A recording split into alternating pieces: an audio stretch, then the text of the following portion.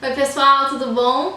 Hoje a gente vai falar sobre um tema que aparece frequentemente nos informativos: competência legislativa sobre trânsito e transporte. Como vocês já devem ter lido na Constituição Federal, esse tema é de competência privativa da União. Só a União pode então legislar sobre trânsito e transporte. Ocorre que vários estados frequentemente legislam sobre esse tema. Alagoas, por exemplo, que já legislou sobre a possibilidade de parcelamento de multa de trânsito, teve essa norma estadual declarada inconstitucional pelo STF, usurpação do artigo 22, inciso 11 da Constituição Federal, que dispunha privativamente a União legislar sobre o tema. Rio Grande do Sul legislou sobre a obrigatoriedade do uso do cinto de segurança, norma também declarada inconstitucional pelo STF. Violação do 2211. São Paulo já legislou sobre a obrigatoriedade de reserva de tráfego em vias de grande circulação para motociclistas, norma declarada inconstitucional pelo STF. Novamente, violou artigo 22, inciso 11. Só que o sentido do vídeo de hoje não é só para te relembrar essas ADIs genéricas que falam sobre a violação do 2211, não. Eu quero te trazer uma exceção recente do ano de 2013, julgada pelo STF. É a ADI 903 de Minas Gerais. O caso foi o seguinte: Minas Gerais, na década de 90, criou uma norma que obrigava concessionárias de transporte coletivo intermunicipal a promoverem aspectos de acessibilidade em seus veículos. Poderíamos exemplificar como elevadores hidráulicos, portas mais largas, tudo isso para facilitar essa minoria que possui deficiência física ou então uma dificuldade de se locomover, que elas pudessem então utilizar o transporte público intermunicipal. Se você analisasse pela jurisprudência comum do STF, você diria: violou artigo 22, inciso 11, porque tratou de trânsito e transporte. Na visão do relator, entretanto, nós não poderíamos apenas olhar para o 22, inciso 11 da Constituição. Estava em jogo aqui alguns outros artigos constitucionais. Então, sopesando os artigos que dispunham sobre acessibilidade e o artigo relativo à competência legislativa sobre trânsito e transporte, o que o Toffoli fez?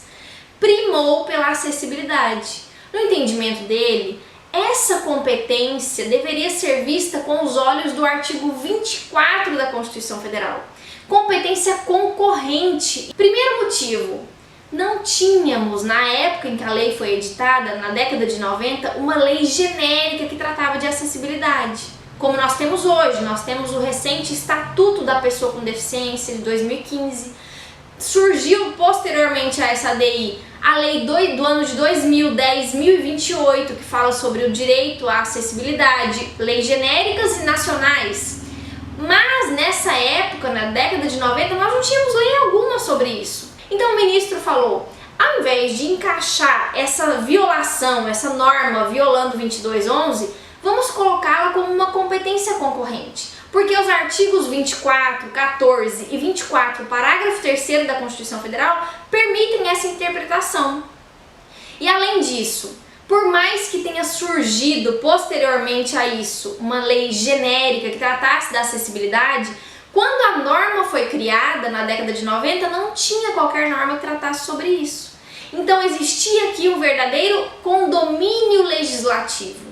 Estado e União poderiam legislar sobre o tema, não havendo conflito entre esses entes políticos. Por isso, essa norma mineira foi declarada constitucional.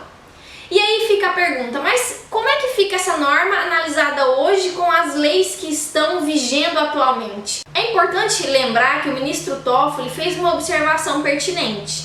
Ele diz: por mais que hoje nós já tenhamos leis que tratam de forma genérica, nacional, da acessibilidade, como é que fica essa norma em confronto com isso? Como é que fica a norma mineira se confrontada com as leis de hoje? Ele diz: o tema dessa lei não era discutir isso, era só ver se Minas tinha competência para legislar sobre o tema ou não. Nós já decidimos que Minas tinha essa competência porque essa competência era concorrente. A acessibilidade poderia ser tratada como uma competência concorrente.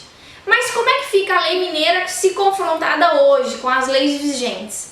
No Apter Dictum ele disse: tudo que estiver em conflito, lei mineira e lei geral, federal, lei nacional, a lei mineira não vai prevalecer.